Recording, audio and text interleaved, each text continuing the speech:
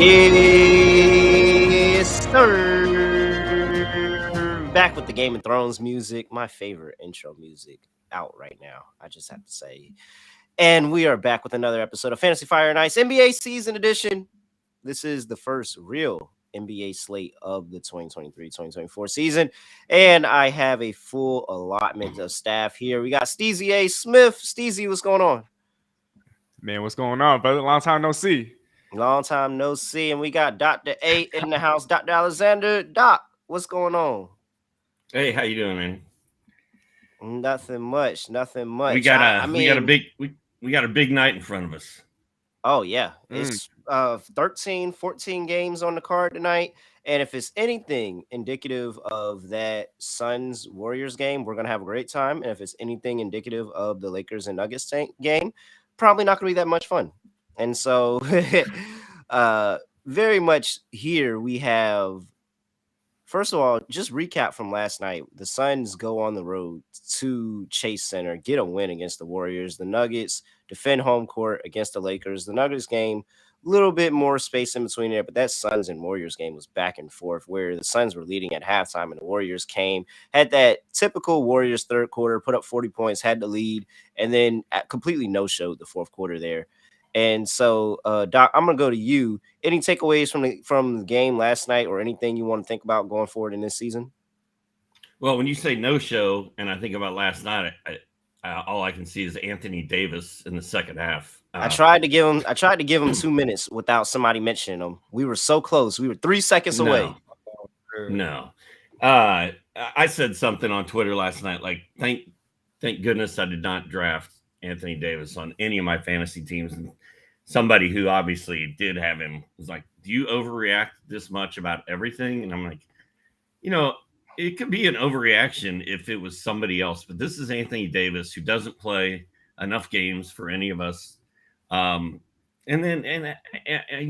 so many people had financial investments in him last night, whether it be fantasy, whether it be DFS, whether it be straight up gambling. And the dude that supposedly one of the best players in the entire league literally disappears for the entire second half. So it's hugely disappointing to me. And it tells me a lot about Anthony Davis. As far as that Suns game goes, I really thought Grayson Allen might do something, or Jordan Goodwin, because Bradley Beal was out, but it was all Devin Booker. It was all KD. So that was a fun game to watch, so back and forth. I didn't particularly miss Draymond Green. So I think that's all I got. All right, Steezy. I, for one, took the over on Golden State's team total. I didn't think any defense was going to be played by this Suns roster. Golden State barely cracked 100 points. What did you take away from Golden State, or, the debacle that happened in Denver? Man, well, with Golden State, first half of the game, they had a rough night shooting the basketball, right? Klay Thompson. I'm starting to see why now, if I hadn't already, why they're so far apart on contract extension talks. I mean, I love the man. I love what he's done, in Golden State, but he's just obviously not the same player. Even his shooting acumen, it's just not where he was before. Obviously, Steph was doing Steph things. Chris Paul it was a little bit of a mixed bag there. Andrew Wiggins was his usual solid self, but I think they missed Draymond Green just a little bit, particularly defensively. But yeah, shooting woes definitely something to note. And as far as Phoenix, I mean, they look like they didn't really need a Bradley Beal, right? Devin Booker was kind of handling all the playmaking. Down the stretch, he finished with, I think it was like 4 assists in the last couple of minutes, just generating offense, not just for himself, but for everybody else.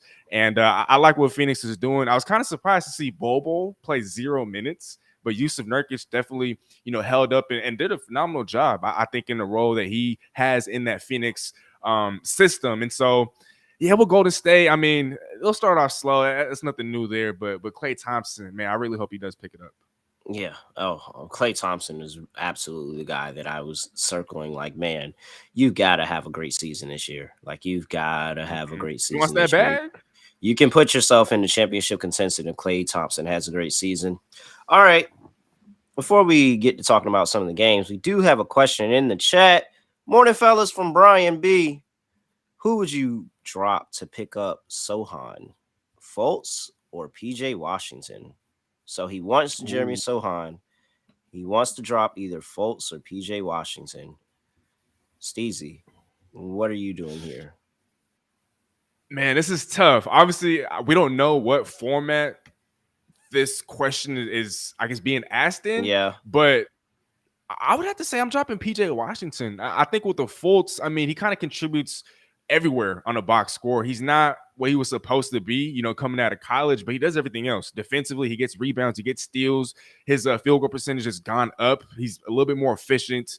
Oh, okay, there he is. 10 team, 9 cat, head to head. Head to head. So my bad. I'm keeping Fultz and I'm dropping PJ Washington. That's what I'm gonna do. All right. Doc, you doing the same thing, keeping Fultz, dropping Washington? I'm probably sticking with the guys I drafted. I mean, I love picking up Sohan right now. I also like picking up Taylor Horton Tucker where I can.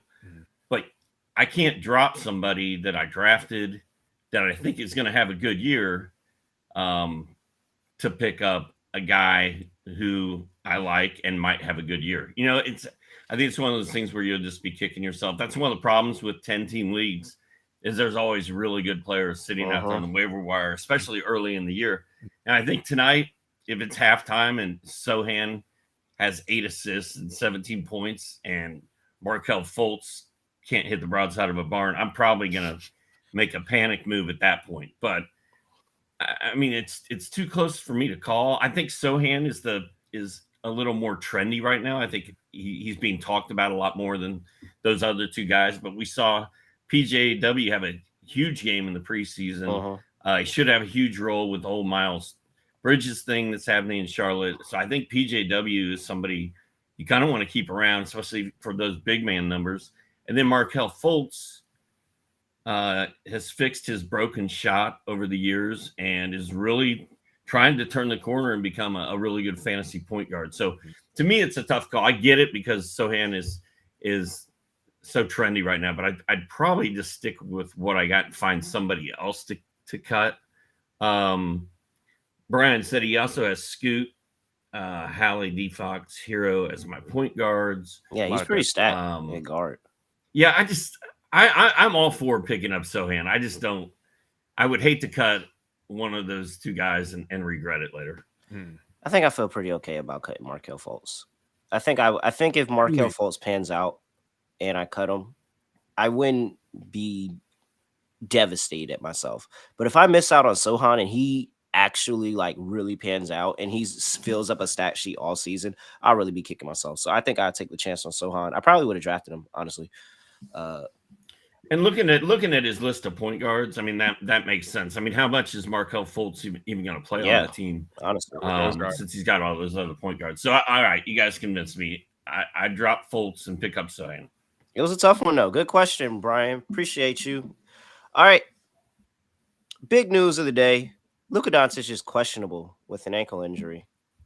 He has not been practicing, but I think the optimism in Dallas is that he's not missing the first game of the season.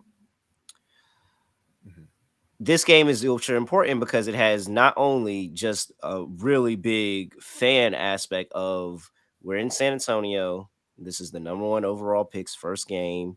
He was touted to be one of the best, prospects since LeBron and maybe the best prospect ever to come into the NBA.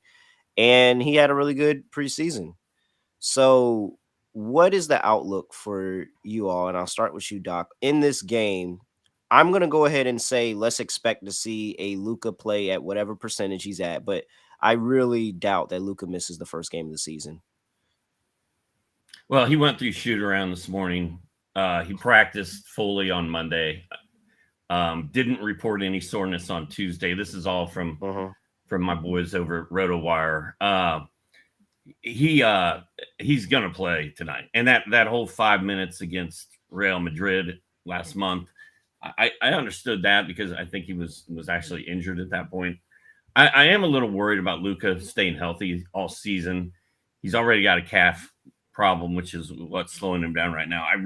I really hope we don't see him aggravate that tonight. But the biggest problem I have with Luka from fantasy wise is who is he going to pass the ball to? It's him and Kyrie. Their big three there in Dallas are those two and Grant Williams. I mean, Grant Williams was a backup role player for the most part for the Celtics, and he's their third best player. And people think this team's going to win 43 games or whatever. I don't understand.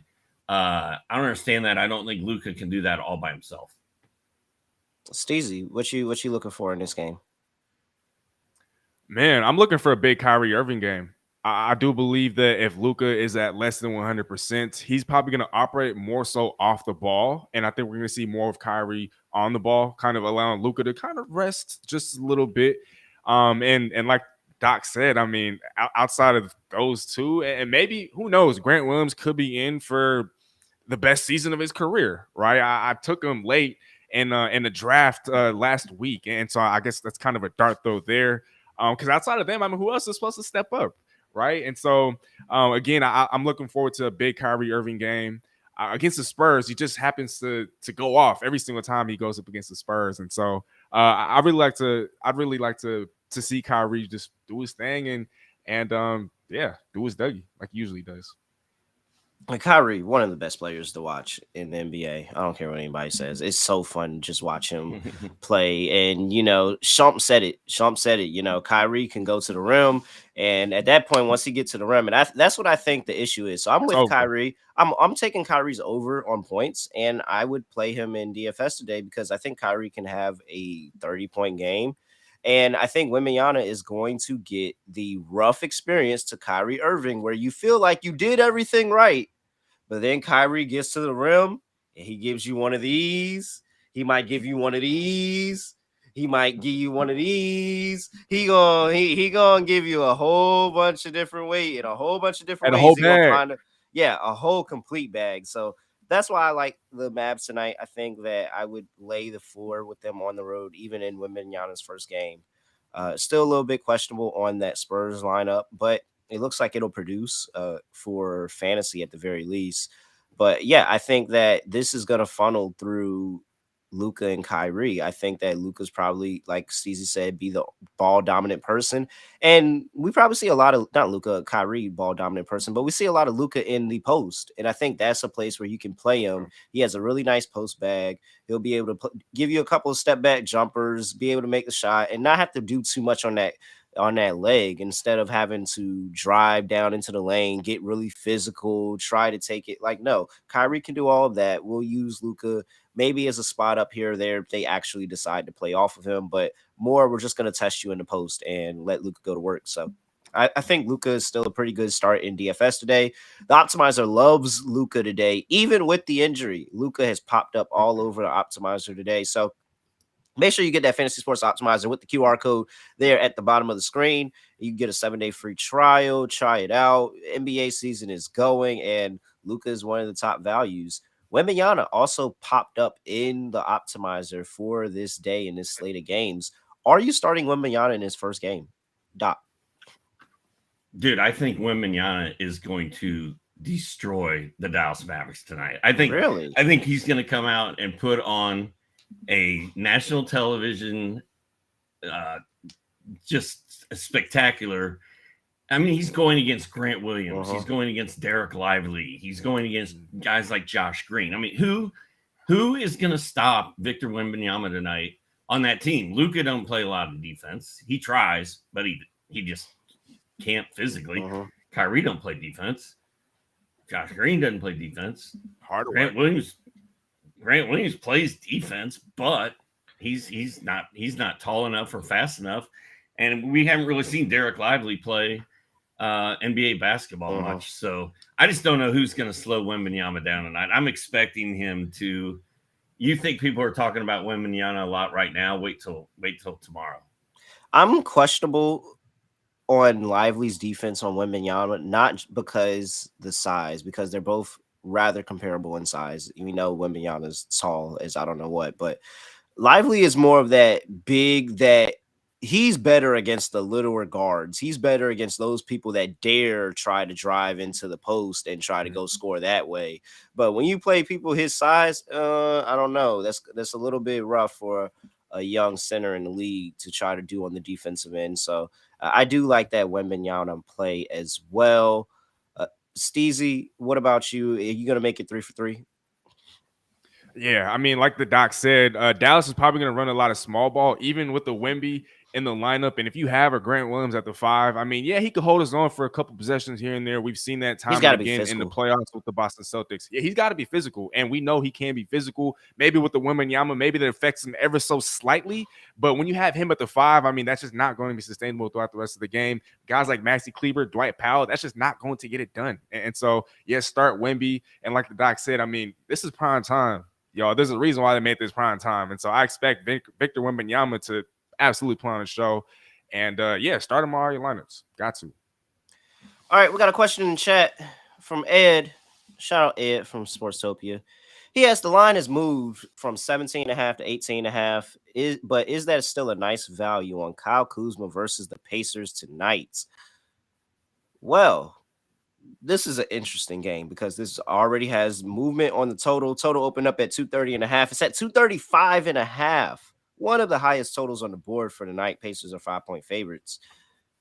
I, for one, think that this Washington offense is going to move through Kyle Kuzma and it's going to move through Jordan Poole. I think both of them are going to dominate scoring over the course of the year. And this Wizards team is going to put on a show a bunch of times. Probably be in the game a couple of times, and more often than not, probably lose. But at 18.5, give me the over on Kyle Kuzma on the road. Get it done. Steezy, what do you like there? Yeah, these are both young teams. I expect a high-scoring game. And outside of a Jordan Poole, who else do you really expect to kind of pick up the scoring slack in Washington? Kyle Kuzma's, you can kind of initiate a little bit of offense through him as well. And so, yes, he's going to be able to generate and kind of give easier looks to the other guys around him. But again, outside of those two, who's really going to score? I expect a 20-plus point per game scoring season from Kyle Kuzma. I target him a lot late in drafts. So, I mean, just because the line moved by a point, that doesn't scare me at all. I'm taking over as well. Give me Kyle Kuzma. Doc, is it 3 for 3 on Kyle Kuzma today? It's close. I don't like the fact he's got to go through Miles Turner and Obi Toppin to get it. Yeah. But like we just said, who else is going to score for that team? The only question is Jordan Poole going to score like 45 or 50 and not pass the ball to any of his teammates, which is actually a real possibility that it could happen. I think the Pacers are a good defensive team this year. Here I'm wearing a Pacer hat, so this is sort of cheating. Okay. But I think Pacers are going to have a good defensive year. I think they've got the perfect combination of veterans and young guys mixed together. I really like the Pacers in the East this year. I think they're going to, like you said, Washington's going to be kind of fun to watch play, and they're going to be fun to have on fantasy rosters, but I don't think they're going to win a lot of games. I'm super excited to see what this Bilal Coulibaly does for them. I think he's going to start over Denny Avdija tonight. But back to the Kyle Kuzma question, he should be able to score 18.5 points. I think he'll be over. Wait, Doc, can I ask you real quick? Yeah, go ahead. So I wanted to ask Doc, because you said you like the Pacers this year. Do you still like the Pacers even if they trade a Buddy Hield? Yeah. Yeah. Okay. Yeah. And I'm not sure he's going to get traded. Remember how Miles Turner was going to be traded for 3 straight years? Yeah. And it never did. And I think Buddy may look at what Benedict Matherin's doing out there and be like, okay, this works. And I think having a guy like Bruce Brown there to help that locker room and help keep everybody on the same page. I mean, I'm not writing off Buddy Hield's career with the Pacers just yet. He's automatic threes off the bench, like the microwave. So hopefully Buddy is on board and everything is okay there, but I don't really know because I'm not inside that locker room. But I like everything about the Pacers. I love Tyrese Halliburton, full breakout coming. Matherin's fun. Bruce Brown is going to have the best year of his career. He just got paid $22 million. And then Toppin and Turner are going to play defense and help try to slow down Kyle Kuzma. I think I would bet the over on that. It just doesn't seem like a lock to me because I think those guys are big bodies. They're going to make it tough for Kuzma to do everything he wants to do, but I still think he'll get it done. It just won't be easy. Yeah. Rick Carlisle, since becoming the head coach of the Indiana Pacers, 22-32-1 as a favorite, 17-19-1 at home, 5-13 on the road. Give me Jordan Poole 3+ threes and Washington money line at plus 265. I'll take a stab. I do like this Pacers team. I just don't think they put it together right out the gates. Maybe a little bit later on in the season. Is there anybody else outside of Jordan Poole, outside of Kyle Kuzma, probably on the Pacers, because we know we're playing Halliburton? Is Obi Toppin out the gates? Like, are we playing him out the gates and just saying that, hey, he's going to be good for fantasy, he's going to be good, or are we taking a stab and waiting to see? I'm not playing him out of the gates. I'm just not doing that. I mean, we saw a lot of what he did in New York, and we saw a lot of what he didn't do in New York. And so I don't think he's kind of earned that right. He hasn't earned the benefit of the doubt. I need to see it first. And he had a couple of nice performances in the preseason, but until I see it on the floor with my own two eyes, no, I'm keeping him on the bench. My thing with Obi Toppin, I drafted him in a few leagues. If the price is right, I wouldn't be afraid to use him in DFS. But, exactly a year ago, right this second, I was probably sitting here talking to guys on a video screen about how great Jalen Smith was going to be and how he was going to be the power forward of the future for the Pacers. They've already named him the starter back in June. I mean, what could go wrong here? And he was a disaster. So Obi Toppin in New York was kind of a disaster. Great in-game dunker, fun player, fan favorite, but just never really got it done. We've never been able to trust him in fantasy, and I think trust is the key word here. I need to see 3 or 4 games of Obi Toppin going off for the Pacers before I'm going to buy in. Yeah, I feel the same way. And I mean, for me as a Knicks fan, it's kind of the opposite.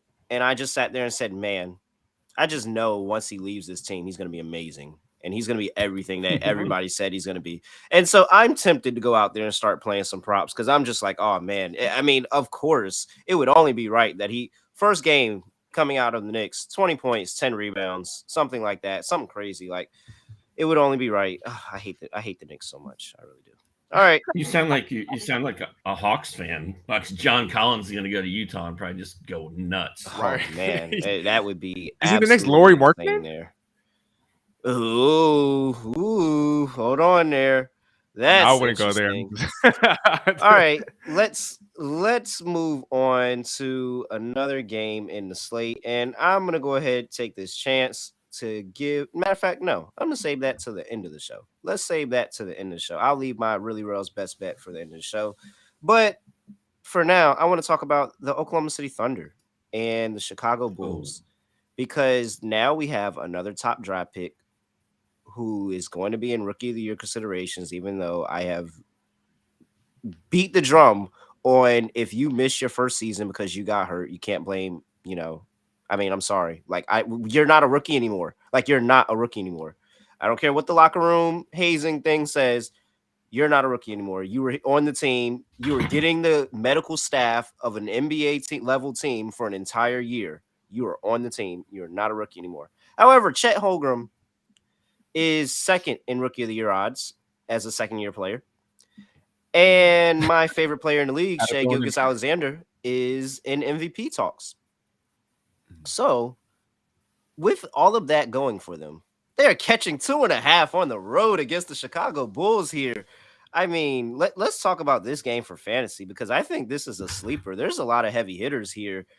Is there any buy-in on the Chicago Bulls this year in fantasy? And can we – I think we can start Vucevic tonight very confidently. DeMar DeRozan, I feel like you're starting him. I don't think you're really questioning that there. I'm not sure if it's anybody else. Zach LaVine? Possibly. I feel like I constructed a roster that if I had Zach LaVine, I would play him in nights that I needed to play a guard. But in a night where there's this many games on the slate, I feel like I don't need to play Zach LaVine tonight. That's fair. So it's an interesting thought, but there's a lot of fantasy options in here. Who is your favorite option in this game, Doc? In the game, Yeah, overall. in the game, it's all of OKC. I mean, Yeah. when I drafted my fantasy teams this year, my goal in every one of them was to get SGA in the top 8, and then get Wemby coming back, and then getting Chet, and then getting Jalen or Giddy, and then getting Jalen. Like, I wanted all 4 of those OKC guys and Wemby because they're so fun. And if we were gonna we build tiers. For positions, like here's the point guard tiers. There's the top 3, and then the talent falls off after that. Well, I want to get with Corey and do a NBA League Pass tiers, and the first tier is going to be the Oklahoma City Thunder and the San Antonio Spurs. Yep. And then everybody else is after that. I think it's going to be so fun to watch this OKC team on TV. I really can't wait. Like, I haven't been this excited. Between Wemby and the Thunder, I haven't been this excited about the NBA in a while. And the other guy on Chicago that I'm all fired up about is I went all in on Kobe White breaking out this year. He's starting at point guard for them. Tonight's a big night. He kind of came on late last season. He looked pretty good in the preseason. There's been some really nice things written about him by guys in Chicago, and I am hoping pretty boldly that Kobe White has a full breakout this year. All right, interesting. Maybe Kobe White props for tonight. This might be. I know the total's at 226.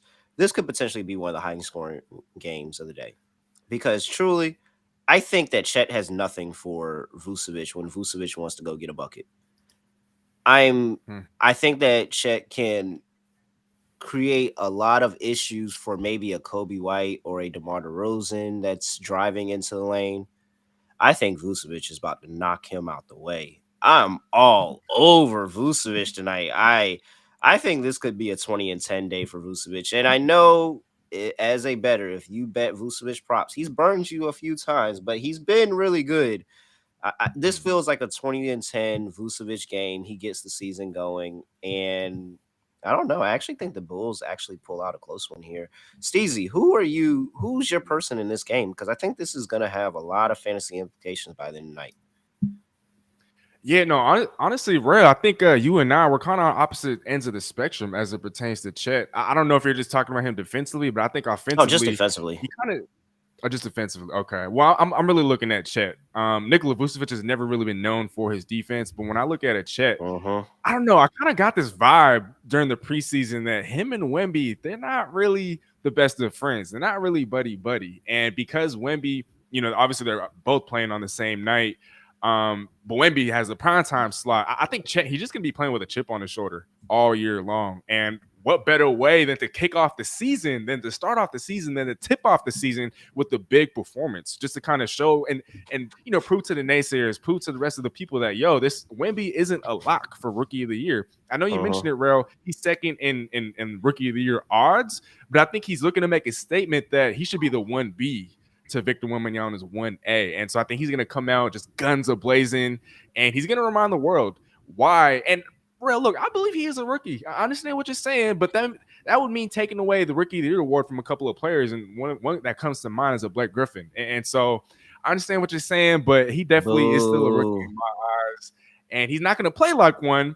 But man, he's definitely. I think he's going to come back guns a-blazing. I have no problem taking away Ben Simmons' Rookie of the Year award. It should be in Spider's home office right now.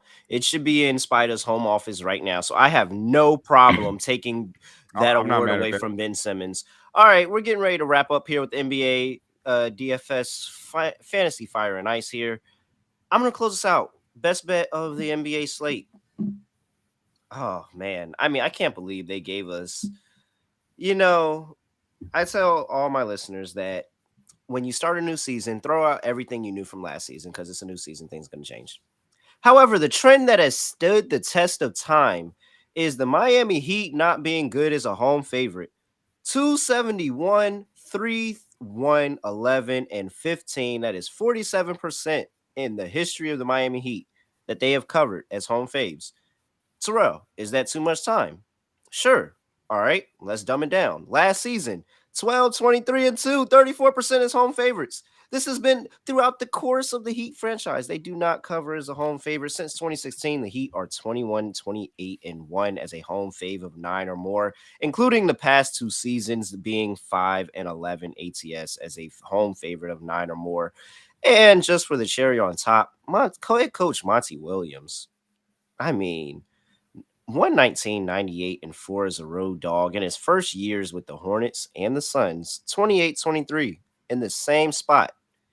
I think that people forgot how good Cade Cunningham is.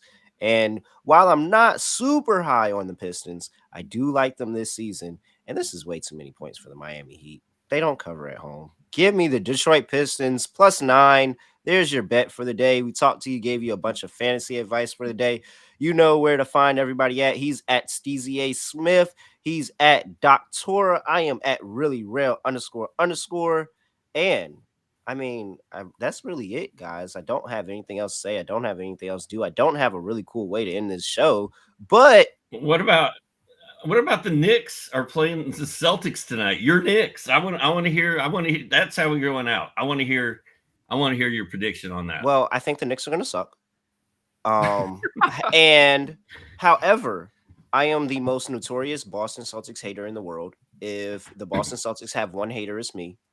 If they have 1,000 haters, I'm one of them. And if they have no haters, it means that I have sadly left this planet, and that's fine. So while I do think the Knicks are going to suck, give me the Knicks +3.5. We are out of here. Sorry, bro, just real fast. Yeah. What do you make of the Joel Embiid to New York? Because I'm hearing or I'm seeing that nobody comes to the Knicks. Nobody comes to the Knicks. Nobody comes to the Knicks. Really? Nobody comes to the Knicks. KD, Kyrie, Spider, LeBron. Nobody comes to the Knicks. So he's just via free agency. No one comes to the Knicks. Nope.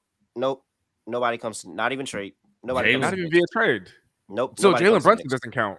Nope, does not count. Julius Randle doesn't count. Your guys' two best players don't count. Nope, does not count. Does not count. Nobody comes to the Knicks. Superstars do not come play for the Knicks. It just doesn't happen. I think it's a conspiracy, but it's perfectly fine. Knicks are going to be bad, and the Celtics are probably going to underperform expectations all season long, as they always do. So, other than all of that, we do have to get up out of here. And so, Keith, please give me that really cool theme music one more time.